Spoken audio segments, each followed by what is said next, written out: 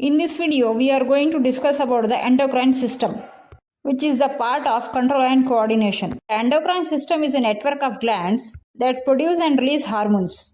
Hormones are the chemical messengers that regulate various bodily functions. We have two types of glands in our body: exocrine gland and endocrine gland.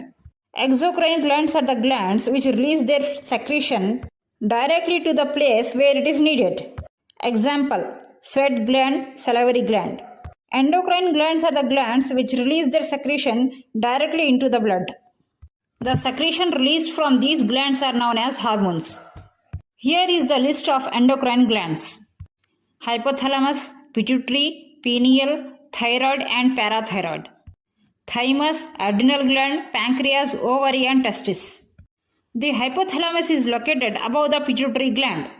Hypothalamus regulates temperature, hunger, thirst, sleep-wake cycle. And along with this, it acts as a bridge between the nervous and endocrine system. Controls the release of hormone from pituitary gland. Hypothalamus is known as master of master gland. Pituitary gland. Let us observe the structure of pituitary gland. Pituitary gland, often called master gland. Primarily, its function is to produce and release hormones that regulates various bodily functions and to control other endocrine glands. It has two parts: anterior pituitary and posterior pituitary. Now let us discuss about the anterior pituitary. It secretes growth hormone and prolactin hormone.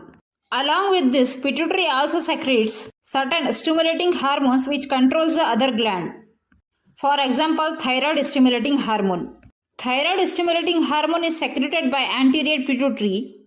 This hormone stimulates the thyroid gland to release thyroxine. Thyroxine is a hormone needed for the normal growth and development of the body. This thyroxine, along with the growth hormone, responsible for normal development and growth of a person. If there is no production of thyroid hormone along with growth hormone, even though there is sufficient amount of growth hormone in the blood, growth will not occur. And for production of this thyroid hormone, iodine is also needed in your diet, along with stimulus from pituitary. If a pregnant woman won't take proper amount of iodine in her diet, the baby will be mentally retarded. As these hormones are very small in quantity, play very essential role in growth and development and maintaining a normal life.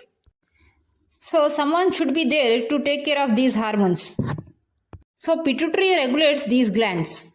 If there is increase in the level of these hormones, the pituitary will take control on this by feedback mechanism. Pituitary not only controls thyroid gland, it also controls adrenal gland, reproductive glands. That's why pituitary is known as master gland. Coming to the growth hormone, concentration of growth hormones is more during the age of 13 to 19 years, which leads to increase in height and weight and changes in the personality. Increase in the level of this growth hormone leads to a disease called acromegaly, where there will be the increase in the height of a person abnormally. And if there is less production of this growth hormone, leads to retarded growth, known as pituitary dwarfism. Regulation of this growth hormone from the pituitary is under the control of hypothalamus. So hypothalamus is known as master of master gland. Pituitary also stimulates the reproductive glands, such as testis in male and ovary in the female, to secrete reproductive hormones. In male, testosterone gets secreted, is responsible for secondary sexual character. In female, estrogen gets secreted, which is responsible for the secondary sexual character in the female.